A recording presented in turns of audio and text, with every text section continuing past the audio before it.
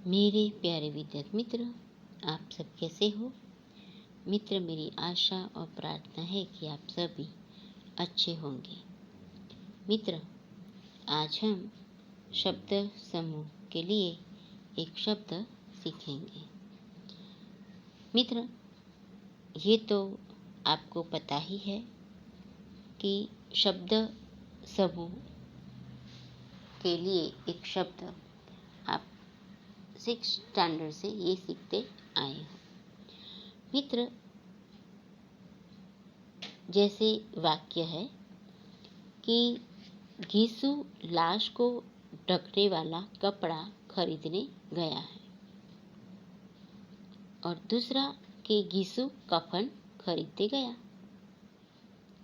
तो लाश को ढकने वाला कपड़ा, जो काफ़ी शब्द है, उनका एक शब्द कफन। मित्र, शब्द समूह में सुगठित शब्दों का प्रयोग हम प्रायः संधि या समास के रूप में करते हैं। संधि या समास के रूप में करते हैं।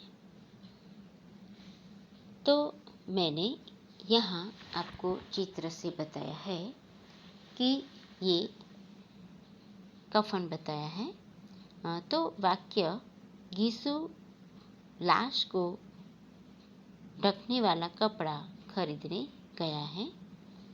यहाँ घीसू कफन खरीदने गया, ये भी दूसरा वाक्य। तो कफन यानी क्या? लाश को ढकने वाला कपड़ा। मित्र, यहाँ जो दूसरा क्षितिज बताया मैंने, क्या बताया आपको? क्षितिज। तो समास यानी एक से ज़्यादा शब्द का समूह, सामासिक शब्द भी बोलते हैं।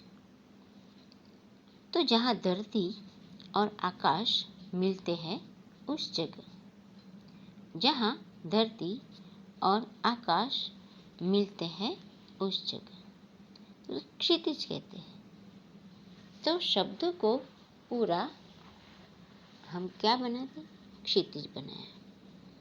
यानी शब्द समूह के लिए एक शब्द समूह यानी जुट, शब्दों का जुट, उसके लिए एक शब्द। फिर आगे मित्र हम देखें तो जिन्हें हम छूने योग्य नहीं समझते, तो अस्पृश्य। जिन्हें हम छूने योग्य नहीं समझते, अस्पृश्य। जैसे मैंने आगे बताया कि ये जो क्षितिज बताया, उसमें वाक्य है कि जहाँ धरती और आकाश मिलते हैं उस जगह को देखो। तो उसके लिए ये भी वाक्य, क्षितिज को देखो, क्षितिज को देखो। तो ये भी वाक्य बनता है। यहाँ जिन्हें हम छूने योग्य नहीं समझते, वे लोग भी तो मनुष्य हैं, वे लोग भी तो मनुष्य हैं। तो ऐसा भी वाक्य हो सकता है जो शब्द समूह के लिए एक शब्द हमने, अस्पृश्य लोग भी तो मनुष्य हैं।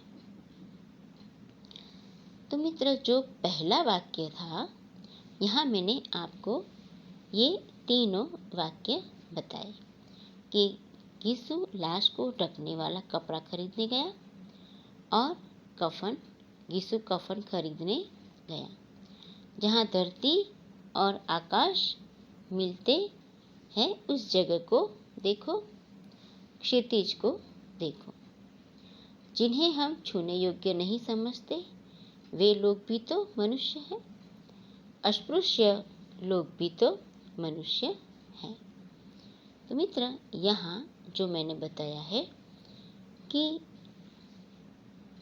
अविभाग के पहले वाक्य, यहाँ मैंने जो दो विभाग बताया, अविभाग और प विभाग, यहाँ पूरा शब्दों का उपयोग किया है, और यहाँ शब्द समूह के लिए एक शब्द का उपयोग, जो मैंने आपको चित्र से समझाया वो।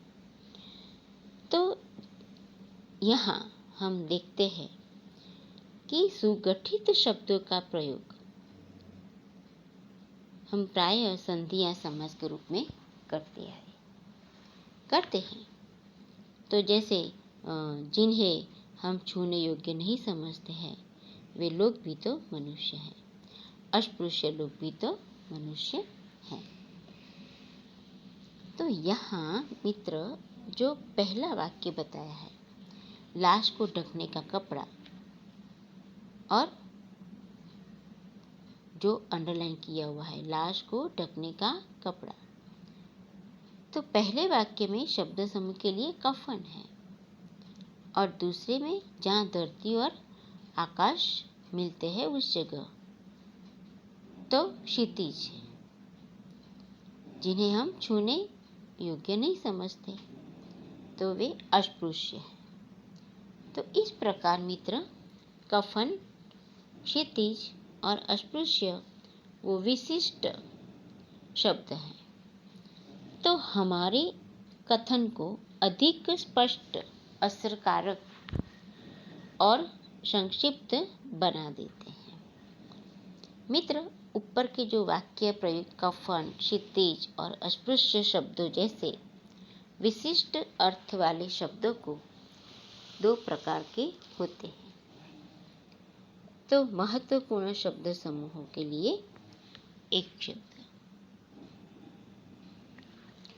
बादल की तरह श्याम तो घनश्याम, जो मिलना कठिन हो दुर्लभ, जो इस लोक का न हो अलौकिक, जिसकी गणना न हो सके अगणित, श्रृंगार की सामग्री बेचने वाला मनिहार, कैदियों को हाथों में पहनाई जाने वाली लोहे की जंजीर हथकड़ी, पश्चिम की ओर से चलने वाली हवा पछुआ, नीले रंग का आकाश नीलांबर, जिसका पति मर गया हो विधवा, और जिसमें शुद्ध न हो बेसुध। तो मित्र यहाँ जो मैंने आपको ये 10 शब्द समूह के लिए एक शब्द बताया है। वैसे तो मित्र बहुत सारे हैं। मित्र इसका उपयोग करने से हम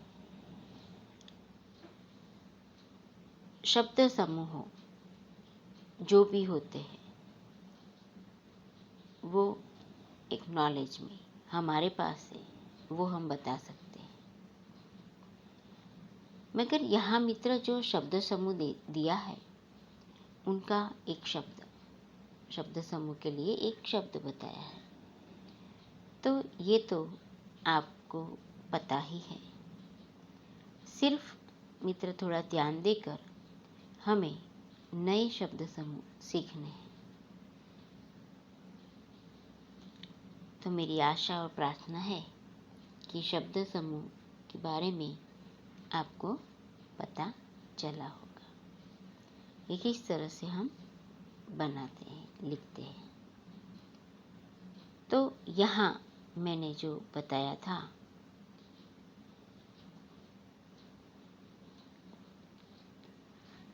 कि यीशु लाश को ढकने वाला कपड़ा खरीदने गया और यीशु कफन खरीदने गया, यानी वही का वही अर्थ है।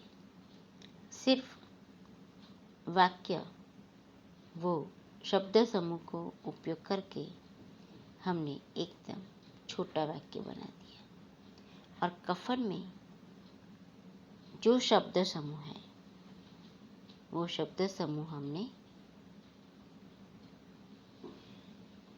बता दिए। लाश को ढकने वाला कपड़ा कफन।